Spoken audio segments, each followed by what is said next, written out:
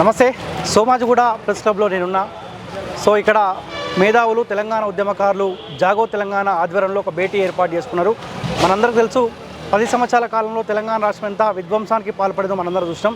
అయితే ముఖ్యంగా భారతీయ జనతా పార్టీ చెప్తామంటే కాళేశ్వరం ప్రాజెక్టు బీఆర్ఎస్ పార్టీకి ఏటీఎం లాగా మారింది. సో కాంగ్రెస్ పార్టీ అధికారంలో రాకముందు కూడా చెప్పింది ఖచ్చితంగా అధికారంలోకి వచ్చిన వెంటనే అవినీతిపైన చర్యలు ఖచ్చితంగా ఉంటాయని కాంగ్రెస్ పార్టీ కూడా చెప్పింది. సో ఆ దిశగా అడుగులు ఉండాలి.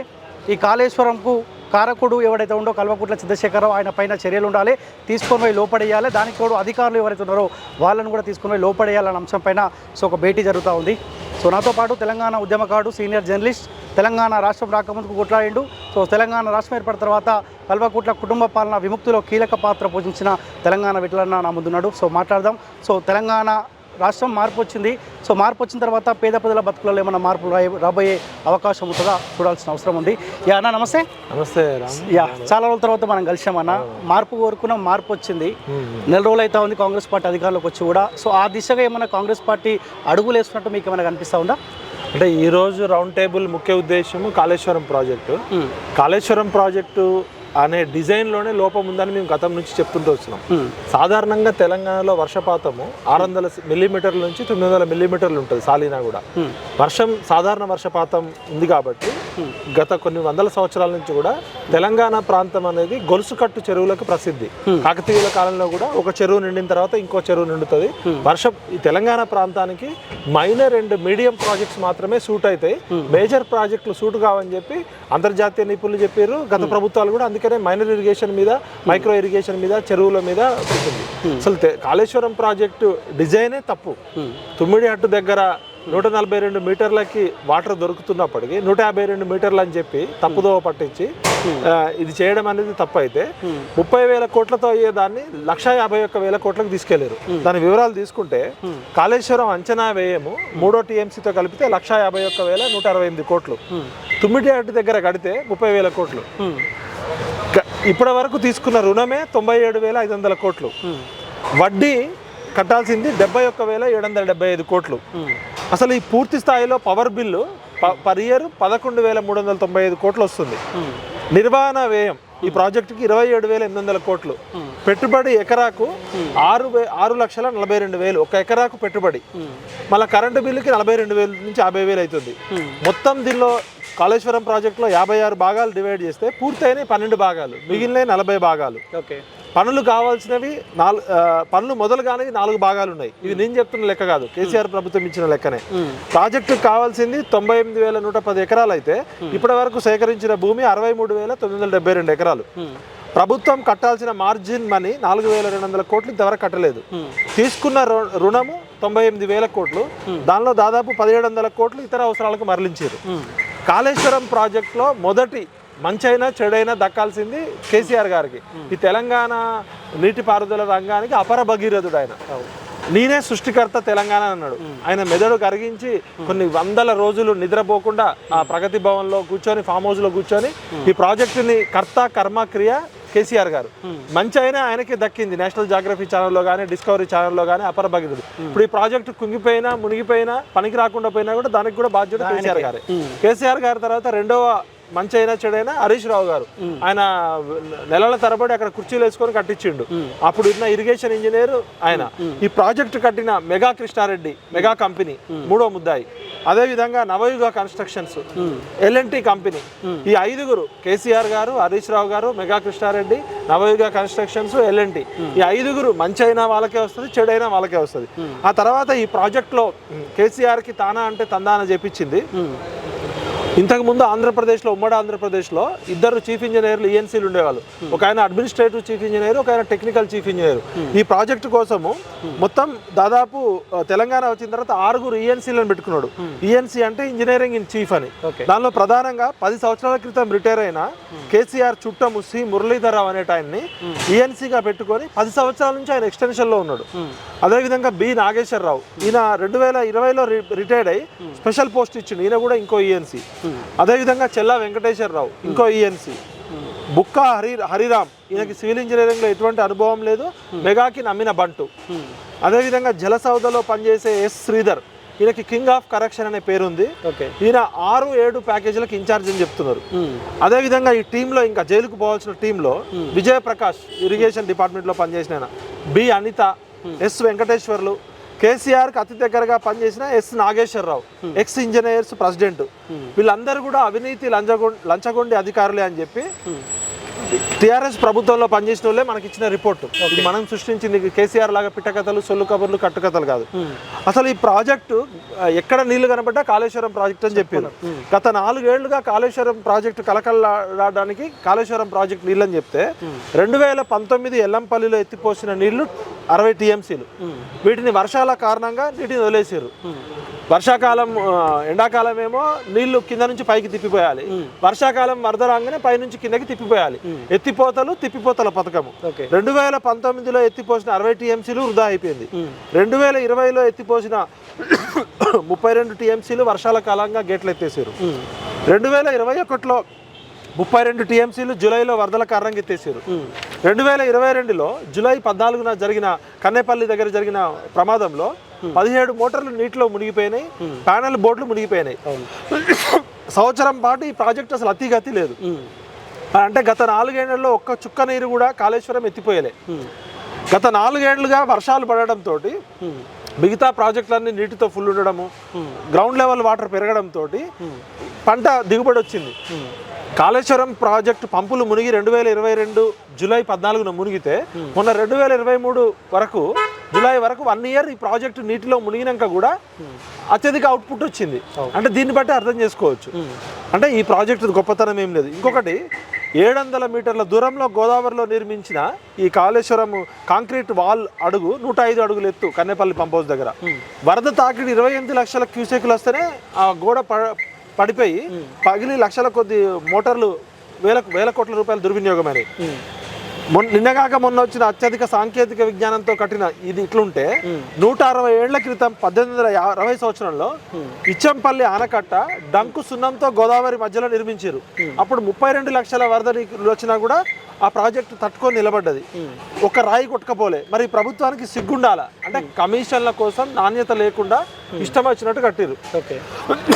ఆయన ఒక తల మీద టోపీ పెట్టుకున్నాడు కదా, ఆ టోపీ తెలంగాణ ప్రజలందరికి పెట్టి ఎవడో గూగుల్ మ్యాప్ చూపించేటోడు వాడు లోకేష్ అనేవాడు ఎయిర్టెల్ సిమ్లు అమ్ముకునేటోడట, వాడిని తీసుకొచ్చి పక్కన పెట్టుకొని ఆ ఫామ్ హౌస్లోను ప్రగతి భవన్లో కూర్చొని మొత్తం ప్రాజెక్ట్ డిజైన్ చేసి పడేసాడు.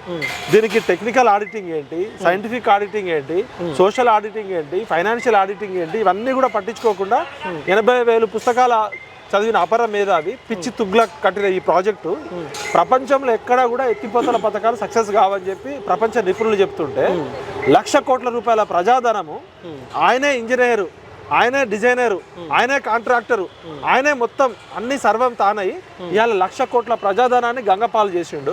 ఇవాళ మెగా కృష్ణారెడ్డి జైలుకు పోవాలి. మెగా కృష్ణారెడ్డి ఎంత, నవయుగ కన్స్ట్రక్షన్ ఎంత, ఇరిగేషన్ ఇంజనీర్లు తినది ఎంత.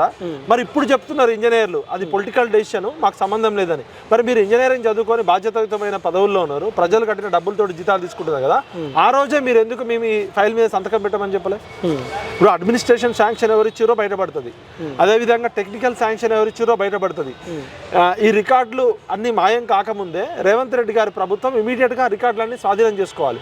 లేకపోతే నిన్నగాక మొన్న టూరిజం ఆఫీసులో రికార్డు తగలబెట్టినట్టు ఈ రికార్డులు తగలబెట్టే ప్రమాదం కూడా ఉంది. కాబట్టి ఈ ప్రాజెక్టుకి బాధ్యులైన ప్రతి ఒక్కరిని కూడా శిక్షించాలని కోరుకుంటున్నాము. మిడ్ మానేర్ నుంచి 65% నీటిని శ్రీరామ్ సాగర్ ద్వారా వాడచ్చు. కానీ వరద కాలువ ద్వారా శ్రీరామ్ సాగర్కి ఎత్తిపోయడం అంటే దీనివల్ల 2,000 కోట్ల అదనపు ఖర్చు. అదేవిధంగా మల్లన్న సాగర్ ప్రాంతం అనేది భూకంప ప్రభావిత ప్రాంతం. ఇది భవిష్యత్తులో చాలా ప్రమాదం జరిగే ప్రమాదం ఉంది. అదేవిధంగా వరద నీటి మట్టం 121 మీటర్లు అయితే 105 మీటర్లకే రక్షిత గోడ కట్టారు. గత ఏడాది 113 మీటర్లకు ఎత్తు వచ్చి పంప్ హౌస్ మోటార్లతో సహా మునిగింది.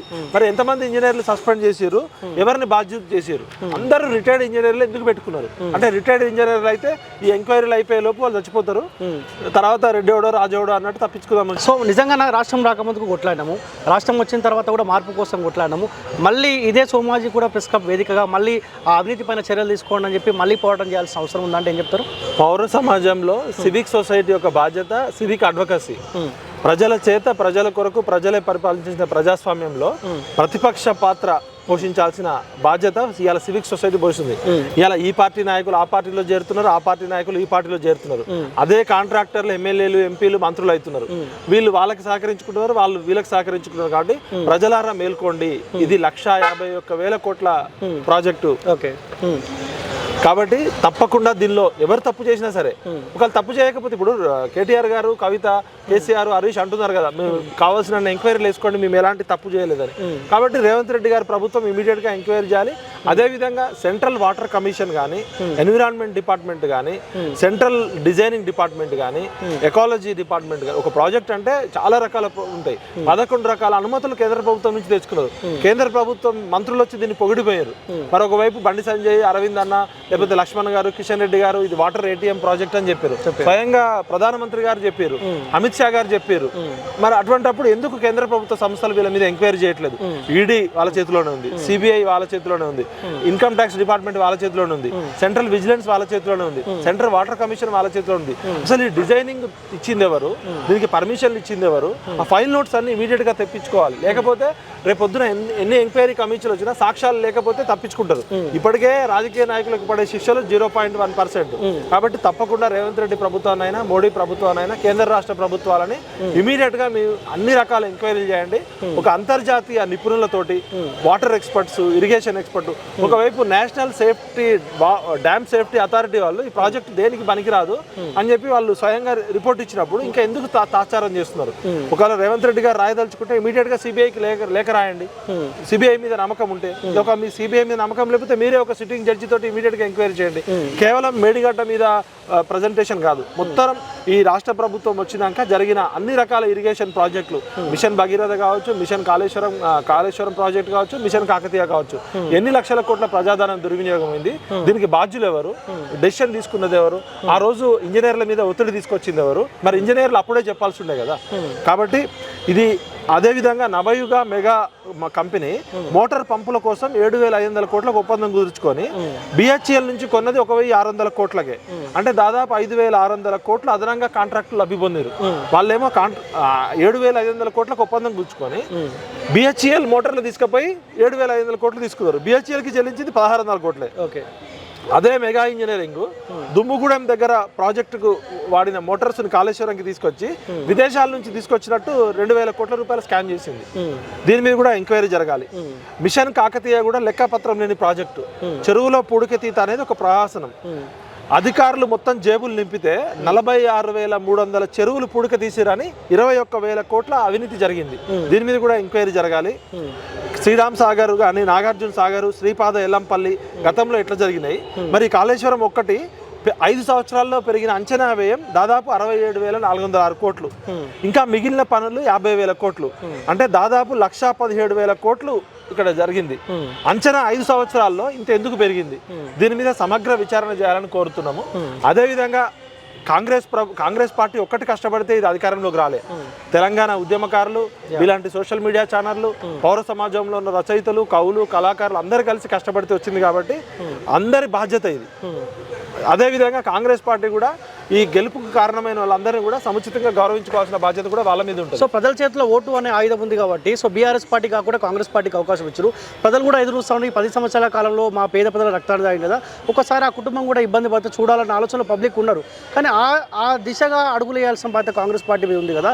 ఎందుకు ఇంత జాప్యం జరుగుతూ ఉంది? మేము కూడా పబ్లిక్లోకి వెళ్తూ ఉంటే సరే మీరు రాష్ట్రం రాకముందు కొట్లాడారు, వచ్చిన తర్వాత కొట్లాడారు, మళ్ళీ మార్పు వచ్చినాక కూడా కొట్లాడాల్సిన అవసరం ఉందనే ప్రశ్న మన ముందు ఉంచుతాం. అంటే 30 రోజులే, ఇంకా నెల కూడా కాలేదు.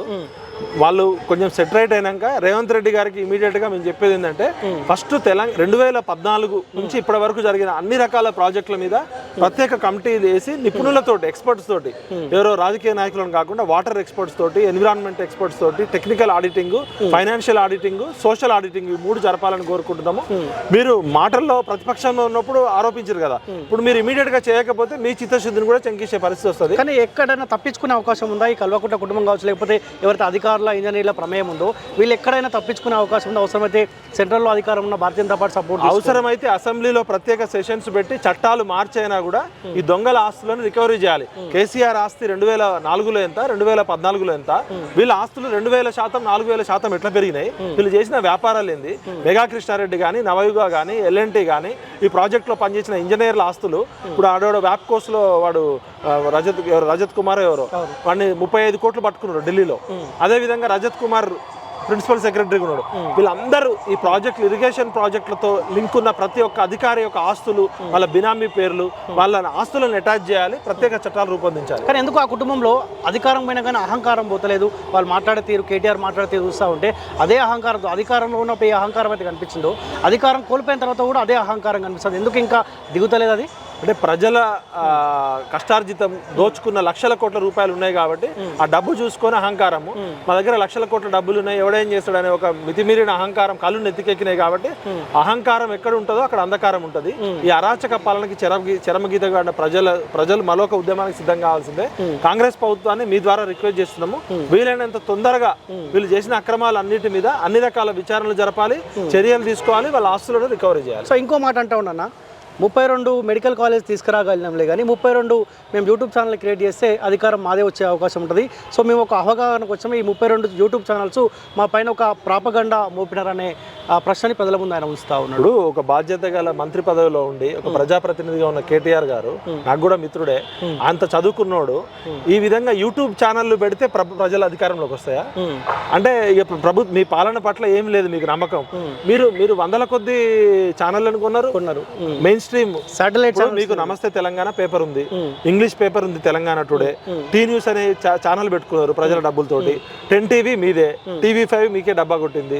మెయిన్ స్ట్రీమ్ పత్రికలు అన్ని కూడా మీరు ఇచ్చే అడ్వర్టైజ్మెంట్లకు ఆశపడి వాళ్ళని బెదిరించి ఒక్క మెయిన్ స్ట్రీమ్ పత్రిక కూడా మీ అరాచకాలు రాయలే. ఏదో కొద్ది గొప్ప కాలోజీ టీవీ లాంటిది, మన తొలి వెలుగు లాంటిది, క్యూ న్యూస్ లాంటిది, మైపాల్ యాదవ్ లాంటి వాళ్ళు, ఓకే టీవీ శ్రావ్య లాంటి వాళ్ళు, ఒక 5-6 ఇండిపెండెంట్ జర్నలిస్టులు మనలాంటి వాళ్ళు నిజం చెప్తేనే కదా జనం వచ్చింది. మనం చెప్పేది అబద్ధం అయితే ప్రజలు ఆదరించారు కదా. ఒకవేళ ఆ రోజు మనం యూట్యూబ్ ఛానల్ ద్వారా తప్పుడు వార్తలు చేస్తే మన మీద కేసులు పెట్టేటోళ్ళు కదా. మనం చెప్పింది నిజం కాబట్టి ఇలా ప్రజలు ఆమోదించారు.